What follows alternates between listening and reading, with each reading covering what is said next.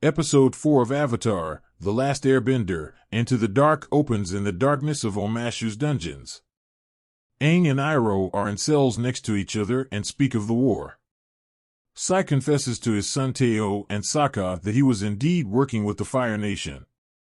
The Earth King summons Aang. Turns out, King Bumi is Aang's childhood friend, making him about 110 years old. He jokes about it, but Bumi has gone a bit loopy. Katara speaks to Jet again about his plot to blow up Sai and King Bumi. She freezes him to a wooden stand and leaves him. Zuko steals an Earth soldier's uniform and sneaks into the dungeons to rescue Uncle Iroh. In order to save Aang, Sokka and Katara learn the story of two lovers who founded Omashu. A music man tells the story and points them on their way through the secret tunnel, through the mountain. Zuko doubles back to catch up with Iroh, on his way to the pit.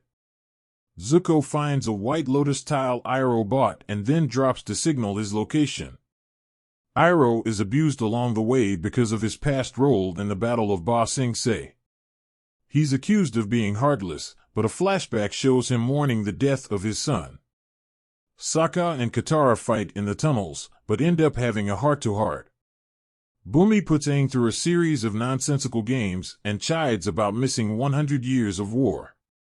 It culminates in a battle between the two, to the death. Showdowns. Zuko catches up to Iroh, and the two of them defeat the Earth Kingdom. Iroh spares the soldier who tried to kill him. The soldier injures Iroh. The giant badger moles that taught Oma and Shu earthbending burst through the tunnels. They lead Katara and Sokka to the palace. King Bumi makes it clear that his games were an expression of his frustration over feeling abandoned by Aang. He wanted to teach Aang what it felt like to make impossible decisions. Bumi tries to force Aang to kill him or let himself die because friends are unreliable. Just then, Katara and Sokka arrive. With their help, Aang can save himself and spare King Bumi. Aang responds that it's only by relying on friends that he'll be able to save the world. Also, Aang still has the bison whistle Bumi made for him.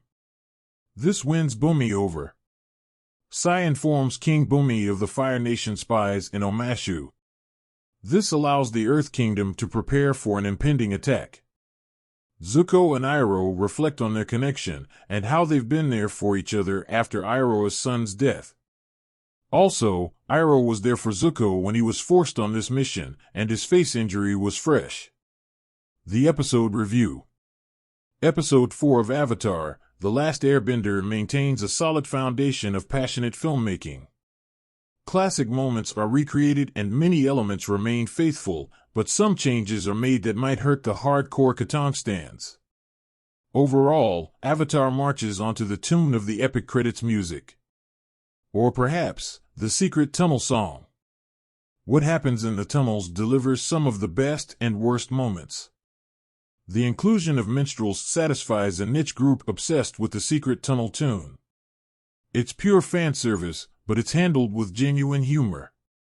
If anything, they sort of rushed through the main song in favor of an intro tune, which was a little disappointing. Originally, Aang goes into the tunnels with Katara, and they let the lights go out in order to kiss. Throughout the progression of Season 1, it becomes clear that Aang has a crush on Katara. It's a semi-major plot point that the Netflix version is, at best, putting off. It would make sense, as it's a little harder to sell young love with actual children. It's a loss that won't be felt by newcomers because it's replaced by a rooted look at Sokka and Katara's relationship as siblings. Aang faces Bumi alone, but it allows for a fun sort of deus ex machina, just in time. Bumi's makeup doesn't exactly sell 100+ years of age, but the choice not to fully animate Bumi during a fight is appreciated. His conflict with Aang is surprisingly articulated a little more clearly in this version. The triumphant slide down the delivery chutes flashes across the screen in less than a second, sort of proving the poor CGI surrounding that concept. Despite some killed darlings and minor hiccups, ATLA continues as a successful adaptation.